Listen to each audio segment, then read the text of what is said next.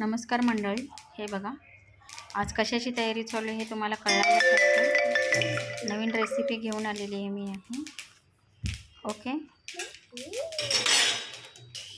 कशाची तयारी चालू आहे? कांदा भाजलेला आहे, कांदा जिरं मोहरी घेतलेली आहे. बघा जिरं मोहरी, आता कांदा टाकणार आहे भाजायला. मी तीळ आणि धणे भाजून घेतलेले आहे. त्यानंतर बघा मी माझा तयारी पसारा बघा कसा पडलेला आहे. त्यावरून कळालंच असेल तुम्हाला मी आज काही करणार आहे ते. बरोबर आहे. आज आणि चिकनची तयारी आहे माझी. मी चिकन करणार आहे. तीळ आणि धणे भाजून झालेले आहे. त्यानंतर मी आता कांदा भाजायला टाकत आहे. आणि तुम्ही चिकनमध्ये कोणता कोणता मसाला घालता ते मला नक्की सांगा.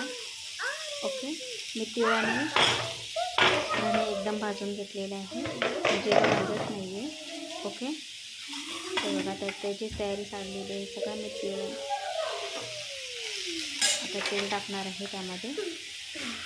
ओके, आणि कांदा पूर्ण लाल होईपर्यंत मी भाजणार आहे. तुम्ही काय काय घालता? मी मसाल्यामध्ये तीळ, धणे, जिरे, कांदा, लसूण, अद्रक, हिरवी मिरची 2 आणि कोथिंबीर.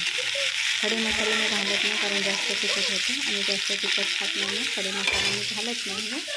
ओके, हे बघा आता मी कांदा भाजणार आहे. पूर्ण लाल होईपर्यंत हा कांदा मला भाजायचा आहे. मोठ्या गॅसवर भाजायचा, छोटा गॅस ठेवायचा नाही.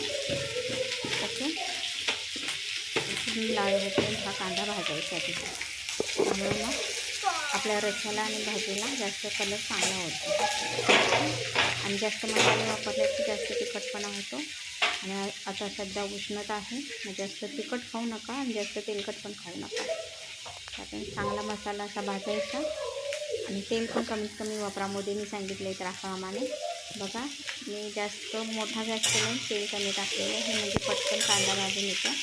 आणि कांदा भाजताना मी कायम सांगते तुम्हाला मीठ टाकायचं. मीठ टाकल्यानंतर तो पटकन भाजला जातो कांदा.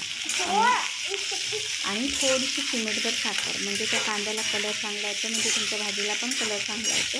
थोडंसं मीठ का टाकायचा, कांदा पटकन भाजला जातो. आणि थोडीशी साखर का कलर जरासा येतो. त्यामुळं ते दोन्ही पदार्थ नक्की टाकायचे कांदा भाजताना. आता बघा पूर्ण कांदा लाल भाजतो आता. आणि एकसारखा हलवायचा. पहिले 5 मिनटं एकसारखा हलवायचा, नंतर त्याच्याकडे नाही लक्ष दिलं तर चालेल. तुम्ही दुसरे काम केलं तर चालेल. पहिले 5 मिनटं थोडासा मऊपर्यंत कांदा म्हणजे 2 मिनटं चांगला भाजायचा. ओके, आता मी खोबरं चिरायला घेणार आहे. ओके, थोडं कमी मी खोबरं ऑलरेडी भाजून घेतलेलं आहे, माहितीच असेल तुम्हाला. मी आता यामध्ये खोबरं चिरत आहे. हे बघा कारण सगळा मसाला करायचा आहे ना, आणि तुम्ही खोबरं चिरत आहे. ओके,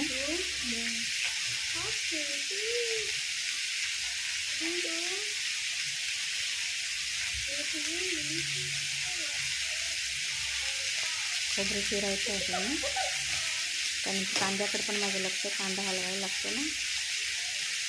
हे पडलं मी खाली वापलेली आहे.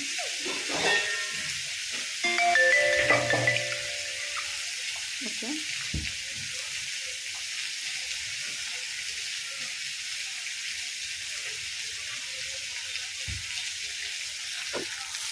ओके, कांदा बघा मी कांदा हलवत आहे.